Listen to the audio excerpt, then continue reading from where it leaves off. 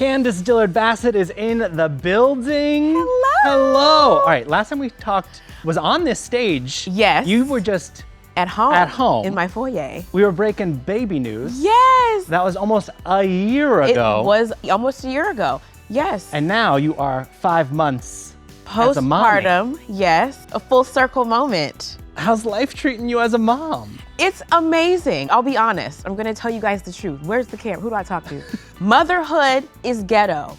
It is the most raggedy, amazing, beautiful, crazy hood I've ever belonged to. I wouldn't trade it for the world, but it definitely has its like challenges and its like pieces that I'm like, okay, am I really doing this? Jett is the sweetest baby and I would not trade him. He's everything.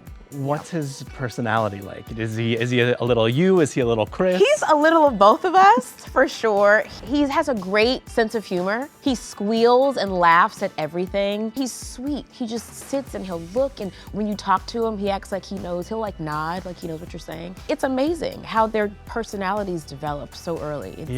It's beautiful. You said he's very animated with his face. It's a face we haven't seen. We have not.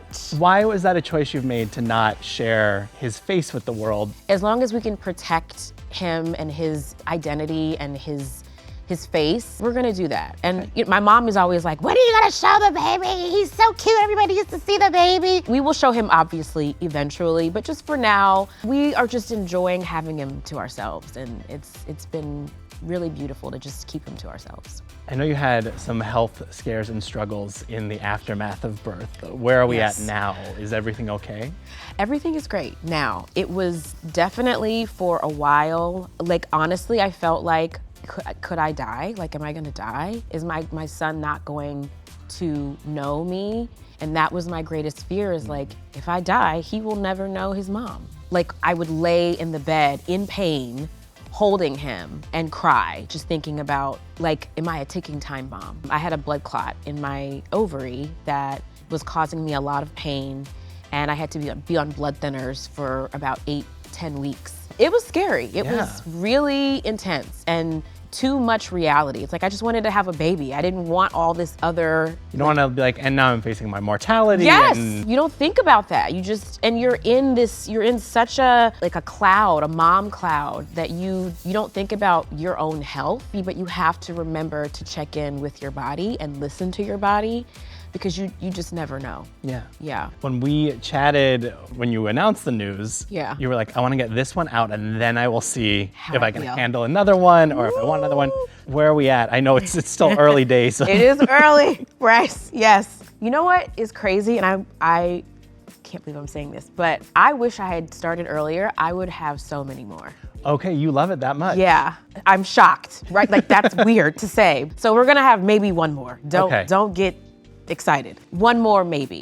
What's it been like to watch Chris snap into, you've seen him in dad mode, but I imagine it's different when it's the kid you share together. Absolutely, and he's so tiny, and it's beautiful. You develop a different kind of love for your spouse when you see your spouse loving on this thing that you grew. And just seeing him be so gentle and really morph into dad mode, he's amazing. He was always a great dad, but to see him be a dad to a brand new baby, it's a blessing.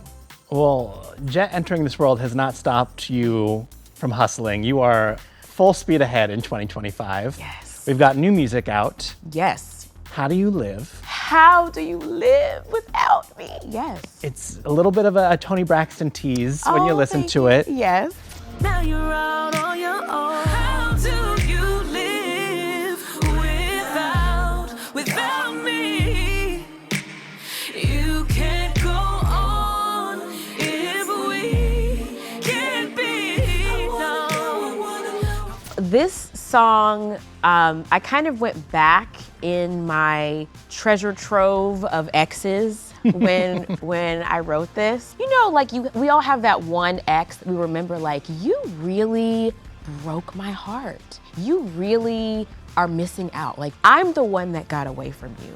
But in thinking that, I would often think, like, how are you able to live without me? Like, all of this, you left all this milk chocolate on the table. Like, what were you thinking? And so the lyrics kind of come from me literally like being in a space where after we broke up, I was like, how is it that you're able to go on with your life? And you're like on Instagram living and doing all this, and I'm sitting over here like, wow, we're not together. And it's such a relatable set of emotions that I think everybody can relate to. Tell me how you wake up every day, knowing it'll never be the same, and happily just go about your day. I think the message is loud and clear. Is this a taste of what's to come? Is there a full project coming this year? There is a full project.